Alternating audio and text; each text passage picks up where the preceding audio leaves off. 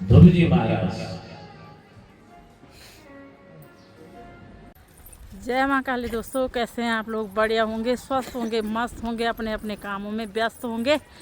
मैं भी स्वस्थ हूँ, मस्त हूँ और जा रहे हैं आज हम कथा सुनने। ये देखिए दीदी लोग वो आते रहेंगे। नहीं तब लेट हुए कि यार तब फायदा क्या ओना वाला फोन कर बल। हाँ। और दोस्तों मौसम की बात करूँ मैं, धूप खिली खिली धूप है और हम जा रहे हैं आज मोहल्ले में कथा हो रही, भागवत कथा। हमने कहा समय निकालना ज़रूरी है, अध्यात्म की तरफ भी इंसान को जाना चाहिए।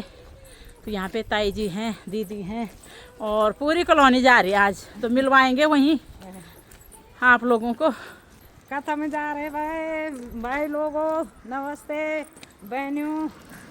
और हम जा रहे हैं आज टीचर कॉलोनी में कथा सुनने। डोई वाला श्री राम धाम कॉलोनी वाले जा रहे हैं। सब बहनें जा रहे हैं। सब बहनें जा रहे हैं। धूल उड़ा दिया गाड़ी ने। प्रणाम प्रणाम प्रणाम प्रणाम प्रणाम। बड़े लगने रे। मैं तो जाने नहीं साड़ी तो। हाँ ये देख कितनी अच्छी सूट है। सूट तो अच्छी है और स्वेटर भी, स्वेटर भी, साड़ी भी। गरम हाँ सच वो स्वेटर भी पहनी। मैं तो पता ही स्वेटर पहनी। हम ये पत्थर ठीक है ठीक है। विजय भी होनी बा। हाँ बढ़िया बोनी भाई। आओ यार आओ तब तब तो सुबह ओना रोला पावरफुल मिलता ना अभी से तेज तेज हम।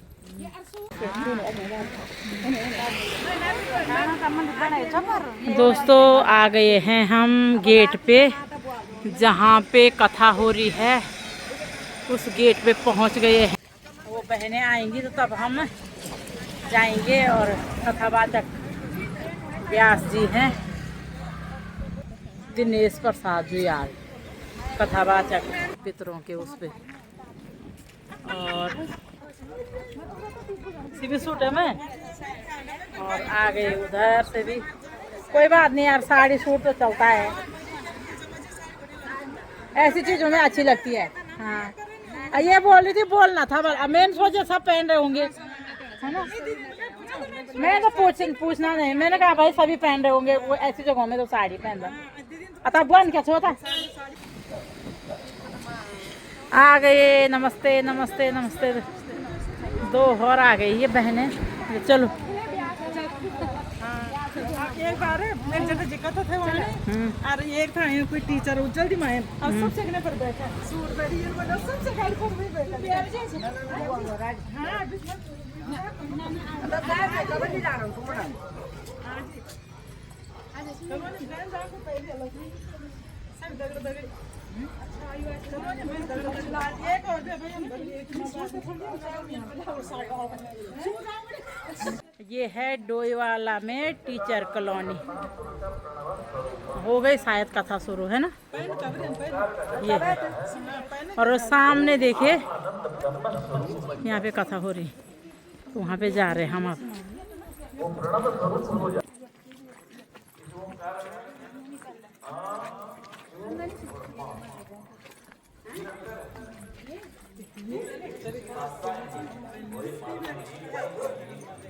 पहली बार होना हम ये कॉलोनी में ना।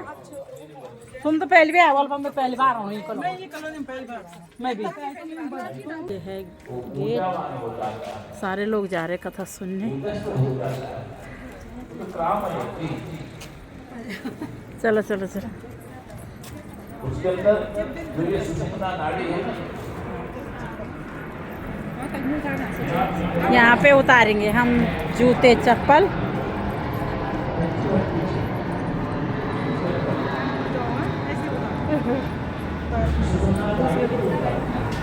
अच्छा यहाँ पे हो रहा।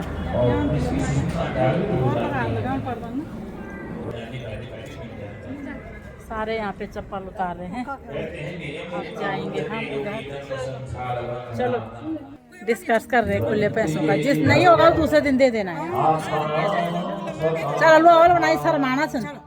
चला ना। अरे मैं तो वीडियो कैमरा में हूँ ना, तुम चला के नहीं, तुम्हारे अच्छी वीडियो बनाना।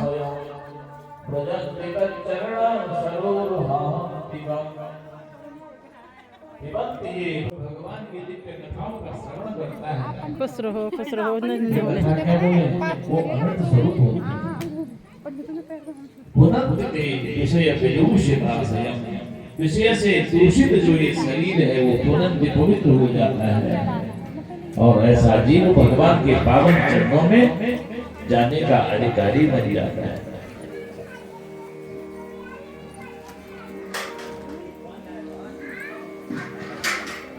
श्री सुखदेव जी कहते हैं कि हे परीक्षित, जिसका समय भगवान श्री कृष्ण के गुणगान श्रवण करने में व्यतीत हो,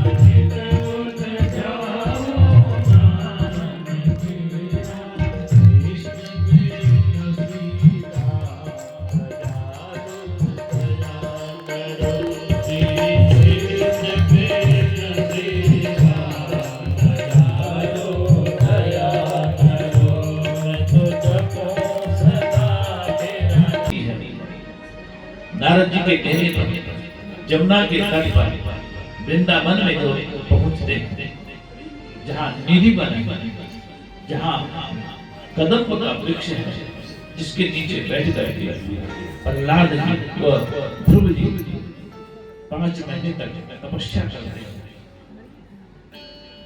पहले महीने में उन्होंने 3 दिन के अंतराल में केवल जल पी करके तपस्या की। दूसरे महीने में 6 दिन के अंतराल में पेड़ों से गिरे हुए फल खा करके उन्होंने तपस्या की। तीसरे महीने में जाकर के 9 दिन के अंतराल में पेड़ों से गिरे हुए सूखे पत्ते उनको खा करके, चौथे महीने में 12 दिन के अंतराल में केवल वायु, और उसके बाद भगवान शंकर की कृपा से किस तरह से दक्ष के सिर पर बकरी का सिर लगाया जाता है, भगवान शंकर के द्वारा जले हुए सती के शरीर से किस तरह से 51 शक्ति पीठों का निर्माण बनता है, इस सब का प्रसंग सुनाते हैं। उत्तानपाद के पुत्र ध्रुव किस तरह से विमाता सोतिया माँ उनका अपमान करती है और अपमानित होकर के ध्रुव जी महाराज घर का परित्याग करके माँ के कहने पर वन में जाकर के केवल 5 महीने में भगवान को प्रसन्न करके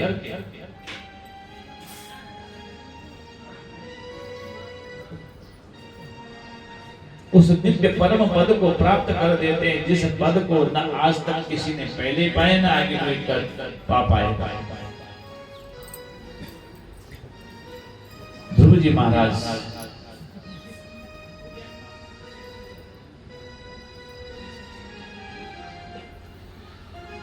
जब उनकी विमाता सुरुचि उनका अपमान करती है और अपमान करके रोते हुए अपनी मां के पास पहुंचते हैं, तो माता सुनीति, नाम ही जनक का सुनीति अर्थात सुंदर नीति,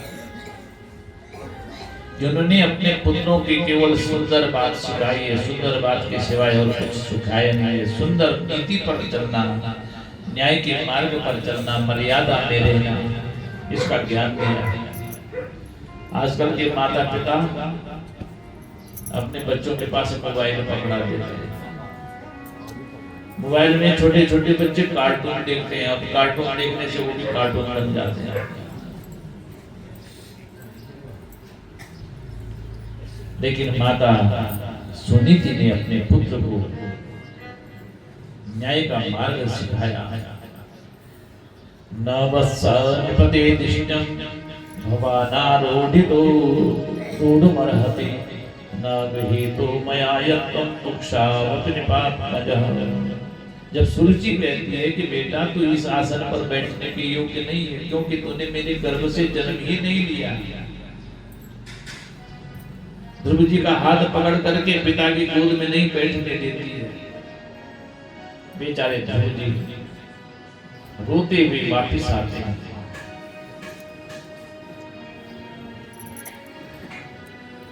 मातु सपत्न्या सदुरुक्तिवृद्धा स्वसन्दुषादण्डहतो यथा हि हित्वामि सन्तं पितरं सन्नवाचा जगाम मातु प्ररुदनं सकासा।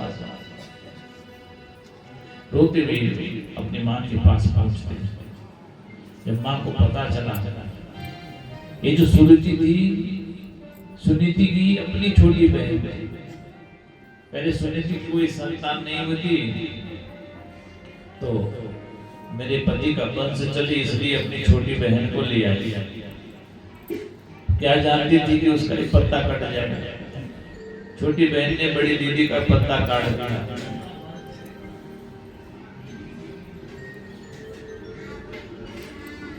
इधर ध्रुव जी जब माँ के पास पहुंचते हैं तो माँ घबरा जाती है। ध्रुव अपनी विमाता के प्रति, अपनी सौत माता के प्रति कोई गलत कामना न कर देवे, अपने मन में कोई गलत बात न सोच देवे।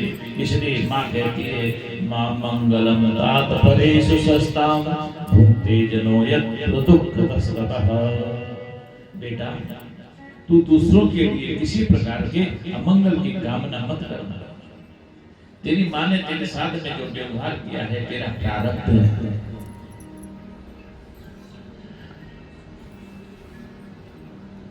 बेटा जो दूसरों को दुख देता है वो स्वयं उस दुख का फल भोगता है। तू कह रहा है कि माँ ने मुझको धक्का दिया और कहा कि पहले मेरे पेट से जन्म लेना तब जाकर के तू इस गद्दी में बैठने का अधिकारी है। अब मेरे पेट में तो तू तब आएगा जब तू इस शरीर को छोड़ेगा। अब इस शरीर को छोड़ करके सीधे मेरे पेट में तो आ नहीं सकता। जब भगवान का भजन करना पड़ेगा, उनसे वरदान मांगना पड़ेगा, तब तू मेरे पेट में आएगा। माँ सुनीति कहती है बेटा तेरी माँ ने तो तुझे बड़ा सुंदर रास्ता दिखाया। वही तो सद्गुणी होते हैं, महापुरुष होते हैं, जो दूसरे के द्वारा दिए गए दुख में भी अच्छा रास्ता ढूंढ लेते हैं, अच्छी बात ढूंढ। सुनीति ने कहा तेरी माँ ने तो तुझे बहुत बड़ा सुंदर रास्ता दिखाया, सत्यम सुरुच्या विहितं भवानी यत् दुर्भगाया उदरम विहित सन्नेन विद्धस्य विलज्जते यम भावेत वो ओड उडस्पतिर्मा आतिष्ठ तत्ताद विमत्सरत्वं मुक्तम समात्रा विभजो विलीक आराधय धोक्षज पाद पद्म यदि छसे ध्यासन मुक्तमो यथा। बेटा जो तेरे मन में अपने माता के प्रति दाह हो रही है, जलन हो रही है, गुस्सा हो रहा है ना, तो बेटा गुस्सा मत कर। उसने तो तुझे बड़ा सुंदर रास्ता दिखाया, आराधय धोक्षज पाद पद्म। तुझे कहा नहीं कि भगवान के चरणों की शरण ले, बेटा इससे बढ़कर और कोई स्थान नहीं है। यदि दुख की निवृत्ति चाहता है तो भगवान के शरण में जा। अरे तेरे पिता की गोद तो मरण धर्मा, तेरे पिता उस गोद में बैठ करके क्या मिलेगा तुझे? एक तो तेरे पिता ने मन, अरे बैठना ही है तो ऐसे पिता की गोद में बैठ जो अनंत काल तक तू जिस गोद में विराजमान रह पाएगा, उस परमात्मा की गोद में बैठने का प्रयास कर। माने उस परमात्मा की गोद में बैठने के लिए मार्ग दिखाया। जा बेटा जंगल में, भगवान तेरी मदद करेंगे। ध्रुव जी मां के कहने पर जंगल में जाते हैं। मार्ग में जो सत्कर्म करने के लिए सत्य भावना से किसी कार्य को करने के लिए निकलता है, उसके लिए भगवान 10 रास्ते निकालते हैं, 10 सहयोगी बनाते हैं। मार्ग में नारद जी आज का कथा का समापन हो गया है और अब यहाँ पे प्रसाद मिल रहा है और प्रसाद ग्रहण हो रहा है यहाँ पे। भाई साहब ने बोल दिया ना। जय राधे राधे। राधे राधे। अब यहाँ पे प्रसाद ग्रहण हो रहा है और आपने एकदम पूरा ब्लॉग वाला काम किया। ब्लॉग ही बनाती हूँ मैं, डालो निकल। हाँ चाय में नहीं पीती यार ना। अच्छा ठीक है ठीक है ठीक है।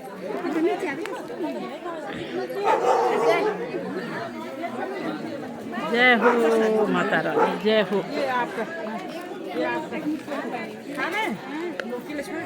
अब यहाँ पे प्रसाद बन रहा है। प्रसाद में है काले चने। अब हम घर की तरफ प्रस्थान कर रहे हैं और जो चाय पी रहे पियो, हम तब तक चप्पल पहनते हैं। अब जा रहे हैं हम घर की तरफ, घर की तरफ प्रवेश। खांसी भी गई। हाँ हाँ ब्लॉग बनो क्या। कदम ऋषि और देवभूति, देवभूति याद रखना। कदम ऋषि और देवभूति की आज कथा सुनी है और कल राम भगवान का जन्म है। कृष्ण भी राम अवतार बोल रहे थे। अच्छा कृष्ण भगवान का है। हाँ राम अवतार कृष्ण भगवान, मतलब जब द्वापर युग में उन्होंने जन्म लिया था ना, वो सुनाई जाएगी। भाई जी प्रणाम। चलिए भाई दबड़ियो, अब आ गए हम घर और अपने घर पे आ गई हूँ। और सबसे पहले देखो प्रसाद का लिफाफा इसने दे दिया और हम आज कथा सुन के आए हैं। आप लोगों को भी कथा सुनवाऊंगी इस वीडियो के माध्यम से। बहुत ही अच्छी कथा थी, तो आप लोग सुनना और बताना कमेंट करके कैसे लगी कथा। घर पे आओ ना, यही भगवान के रूप है देखो। और आज मैंने साड़ी पहनी थी, साड़ी, और देखिए कैसे लग रही मैं साड़ी। बताना दोस्तों अच्छी लग रही होंगी, क्योंकि भारतीय परंपरा है, भारतीय नारी साड़ी में अच्छी लगती है। वो तो हमने शॉर्टकट कर लिया है कि सूट पहनते हैं, वैसे साड़ियाँ ही अच्छी लगती हैं शादी के बाद। तो आप लोग कथा सुनना और बताना कैसे लगी। तो मिलते हैं कल एक नई वीडियो के साथ, तब तक के लिए जय मां काली।